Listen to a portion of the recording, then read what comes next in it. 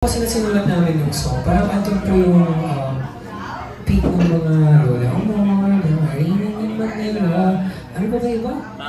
Eh, sila Maki, yung mga nagdahan sa iyong sayaw. Kaya, ayun po yung time na parang lahat ng charts sa Spotify is parang puro mga tunog Pinoy talaga. So talagang very raw na band, OPM talaga yung tunog. And parang sabi namin, parang itry natin yung mga ganitong songs kasi especially right now, parang ito yung mga pinapakinggan natin. So, try natin yung ganitong tunog. Kaya, ayun. Parang as a blueprint po nung time na yun, parang we were also reassessing the type of music that we want to put out there po. And na-realize namin na ito yung mga tipo ng kanta na gusto namin na pinapakinggan as friends, also outside of work. So, ayun po, we wanted to try out something different na for yes. So matagal na po namin actually na-record yung song na to. Pero I think nagtaon na ba? More than a year na din po siya namin nagawa. Tapos yun, neto na din po namin. If you can share with us, paano yung naging collaboration niya with Yeng? Like yung sa lyrics, meron ba kayo doon parang binigay ng mga ano? Or lahat yung yung story niya, nabuo namin yung kanta, nasa band studio lang kami sa office. Tapos kami tatlo, yung parang nag-thought of a song, tapos nag-top line lang kami. The moment na nabuo namin siya, parang there was a time si Miss Yeng visited the office. Tapos parang nag-segue lang talaga na, Yeng, may paparinig kaming kanta sa inyo, we performed it to her. Tapos yung hook kasi ng kantang yun, parang nag-recall sa kanya. Tapos parang it motivated her to produce it kasi parang even her husband, si Kuya Yan, nagustuhan niya, parang kahit ano daw, nagda-drive siya, parang palagi yan naririnig may recall sa kanya.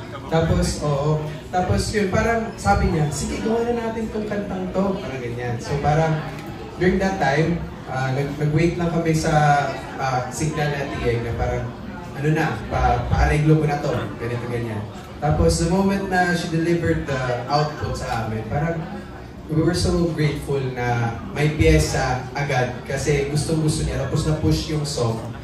Oo, so sobrang bilis. So after that, yeah, 2 weeks time. So after that, nag-record kami with her. She very hands-on sa amin sa recording studio.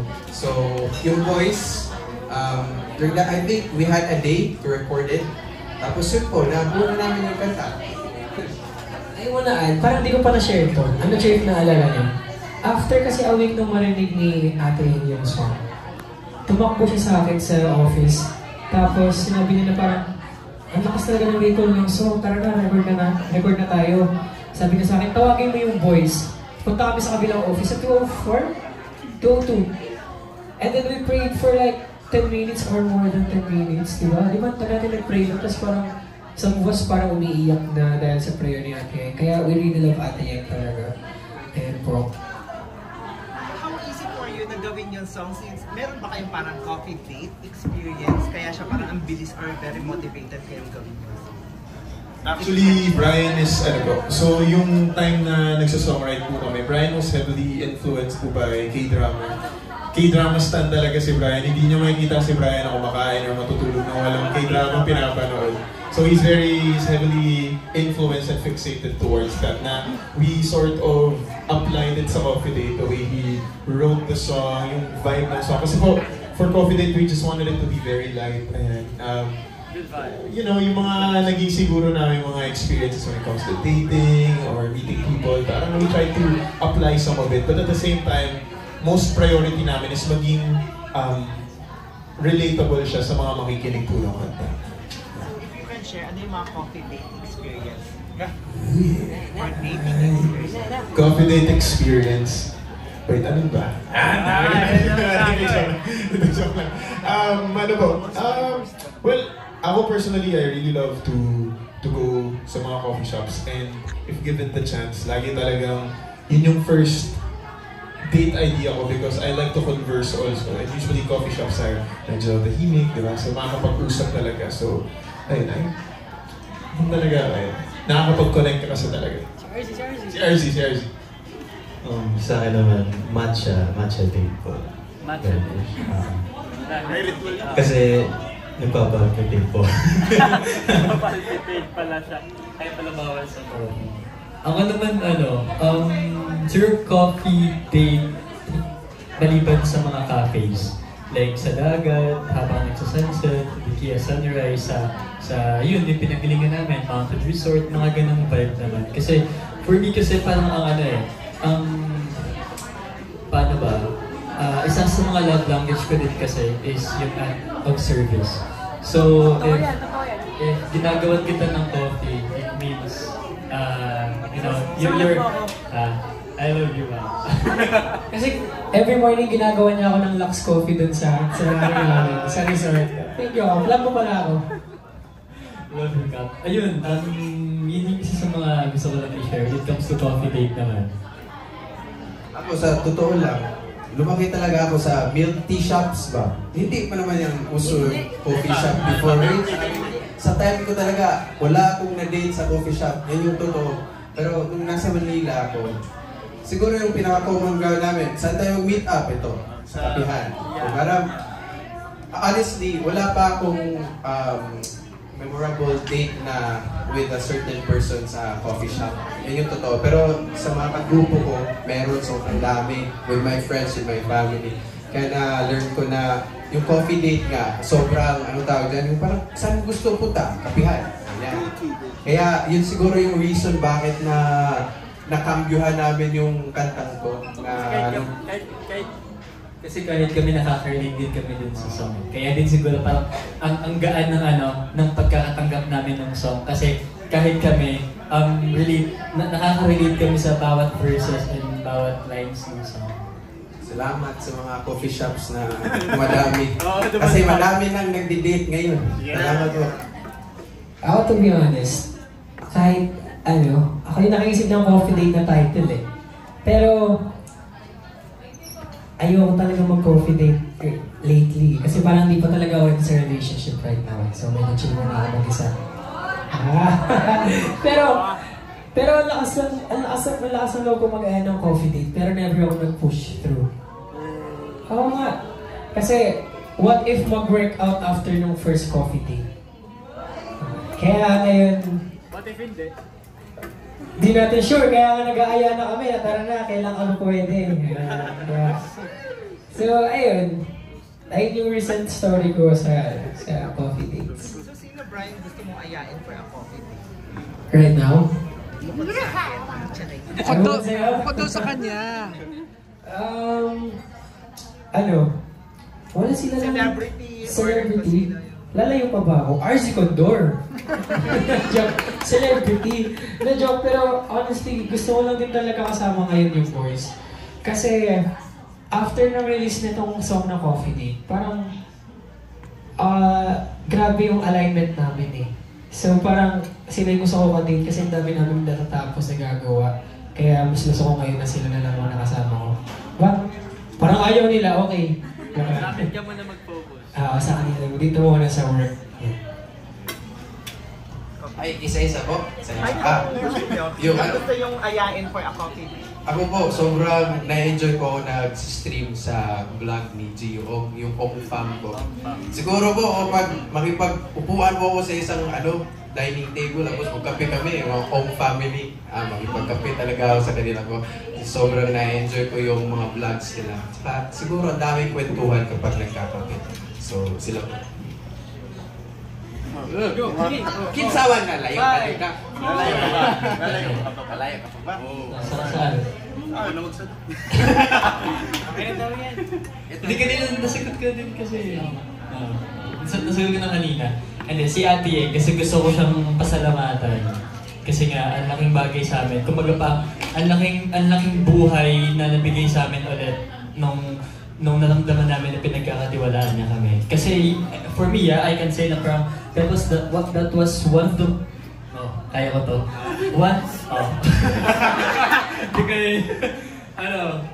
Tagalogin ko na nga. Isa yun sa mga lowest point namin as a group. Like, personally din, Kasi, alam mo yun, syempre, ang dami nangyayari, so ang dami nang iniisip, so affected din kami na group ganyan. Pero andun si Ate Yay para para gisingin kami, para bigyan kami ng words of motivation, ganyan. And nakita din namin, sobrang bilis kasi talaga ng process eh. Kaya I think kasi yun sa nagbigay sa amin sa ng buhay na hindi, face lang to, hindi to maglalast. Normal lang to na nangyari to sa lahat, mapa-group, solo, and I think, yun, for me, utang na loob din namin kay Ate yung time na yun na binigyan niya kami ng tiwala. Kaya gusto namin ibalik sa kanya yung pagmamahal na binibigay na sa amin. Sana bigyan namin ng sana napahappy namin si Ate. And I think, happy naman si Ate. Ako po, introvert talaga ako, pero I'll try to wave to earth. Kasi I'll be meeting them later. Ako po, kung si Jeff, mahilig po siya sa Ongfam. Shoutout Mami Oni. Mami Oni, sana po kayo pagkape kayo kasama ng kahit dito po kayo sa gitna. Pa-edit na lang po kay Mami Oni dito sa gitna. Temple run kami sa fine dining. Pero sobrang, on a serious note, sobrang po kasi sobrang happy feel namin. Talaga nagsisendan kami isa-isa ng mga videos ni Mami. Mami Oni, if you're watching this po. If you're watching this, kape naman po tayo, Mami Oni.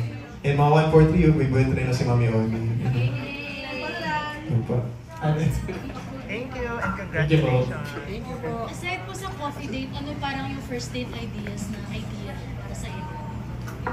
Opo, ice skate. Siguro ako, movie date. Movie date. Sa akin, bukid date.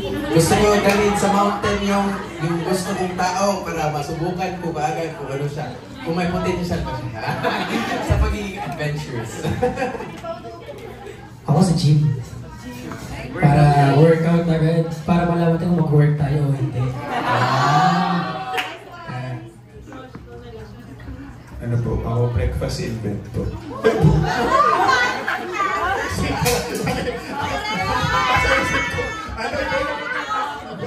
Ano po? Sa simbahan po. Sabi ni Bray, kakapapakawanin mo na eh. Sorry po, wala po yung itong summer, but do you have plans in order to promote it more? Are there plans to make a music video anytime soon? Speaking of, kakalabas lang din po ng aming music video, ayan, sa YouTube channel po ng official Yes My Love, starring Pearl. And thank you so much, Pearl. Pinaanyahan mo kami na maging aming leading lady sa aming music video. And dun po sa tanong niyo po na ipupush po namin ang ipupush, yes po, i-maximize po talaga namin as much as we can. Tsaka uubusin talaga namin yung energy, yung resources na pwede namin gamitin para ma-promote yung Coffee Date. Kasi we believe naman po na isa sa mga factor bakit nagkakaroon ng mga hit songs din is dahil sa effort tawag doon yung tawag dito sa walang pahingang promotion, ganun. I think it's very normal talaga kasi gusto din namin kasing marinig ng buong bansa and ibang mga ibang bansa yung pagpapalalon. Lahat ng taong pwedeng makarinig ng Coffee Date kasi I think it's very relatable and I hope na mabigyan lang ng chance. But hindi naman namin kinu-close yung door. Who knows, hindi siya mag-hit ngayon, but after a year, doon siya mag-hit, di ba? So, I think lahat naman ng paghihirap natin nag-pay off naman in the right time, in the perfect timing. So, yun ba? Can you tell us a little bit about yung concept ng music video? How it was actually done or conceptualized? So, sinunod po namin yung music video sa Zambales. Ayan, ayun. Sa Aya Farm. Aya Farm Resort, ayan. So, yung ginawa naman po namin yung concept, it was very collaborative. naman po kasi si Brian nagbigay po siya ng peg. I think Brian, mas may explain mo siya dun kung paano mo ginawa yung sequence ng yeah. So nagsimula po ako sa camera na meron 6 kaya joke lang. Hindi, pero ano po siya, ang naisip ko lang po talaga ang peg tama na isip ko siya kanina is very K-drama-ish siya na parang feels yung gusto ko ma-feel dito. And since naghahanap kami ng leading lady, sabi ko, ba't hindi na lang si Perla Lu at si Rika yung mag-lead, tapos parang kami yung kumakanta sa likod kasi parang story niya to. So, ayun po yung parang naging storyline po na parang may dalawang torpe, nagkain laban, nahihiyan. Para ibang atake naman po kasi diba nung last nga yung Yumi and Love na EP na nilabas namin, masyado kami parang masyadong seryoso, ganun if hindi harana parang iyakan naman yung atake naman. So this one para naman ma-differentiate namin siya dun sa Yumi and Love EP. So binuhos naman namin yung medyo bagets feels, college boy feels, tapos magandang na vibe. Kasi yun nga, from Coffee Date, the word itself, parang ang gaan niya sa tenga. So gusto din namin, visually wise, magaan lang din siya sa mata. I'll add din na parang yung naging main concept ko rin talaga dun is I wanna give them something sa fans na talagang may enjoy nila. So kumbaga for me, ginawa ko yung peg for them talaga. Kasi alam kong gusto nila makita yung mga scenes ni Nico and ni Pearl na mga nagtatakbuhan, mga kilig moments. Kaya naisip ko, ibibigay natin sa kanila to, para sa kanila to. Kaya ayan po. Since ngayon nasa Oliver's tayo, is this something that you want to continue? Like, of course, it's like a coffee shop vibe din yung ginagawa ninyo. Mangyayari ba ito sa ibang coffee shops din? Aside from Oliver? Definitely po. Kami mismo ng boys, bonding rin po talaga namin going to different coffee shops and makapag-try ng mga different, especially yung mga unique na coffee. Ang daming mga coffee shops ngayon na nag-offer ng mga unique twists to their coffee. So it would be an honor. Actually, we're in contact with a lot of different coffee shops right now, especially local coffee shops. We're so down to promote also, local coffee shops kasi sobrang daming magagandang coffee shops na we feel like are so underrated pa and they need to be pushed a bit more. So if there are any coffee shops, local coffee shops na gusto makipag-collaborate sa amin, we're so down and so eager to visit your coffee shops. For me, hindi siya work yung mga ginagawa namin ito. Kasi even before wala pang Coffee Date, bonding na talaga namin yun So we used to do coffee shop hopping talaga. So ngayon parang normal na lang din siya, no? Kaya, So, do you feel na parang it takes less effort if you're enjoying something? Yes. In general life po, sir, kapag kapag sa inyo guys. Ano nga yun, sir? Nag-enjoy lang pala. Less effort. Totoo ko yan. Saka parang hindi mo napapansin yung time pag nag-enjoy ka. Sa GPT. Thank you guys. Ako from Josh to Brian, open ba kayo to date a fan? At kung oo, paano kayo mai-impress ng tao na yun? Papaisip talaga ako dun. Or close na ba na nagkaroon na ba ng... Ako po, I'm a firm believer na everyone is pantay-pantay naman. Even if you idolize someone, I feel like at the end of the day, we're all people at the end of the day. And always tell our 143 that na kami, tao lang rin kami, you guys are also tao. So we're all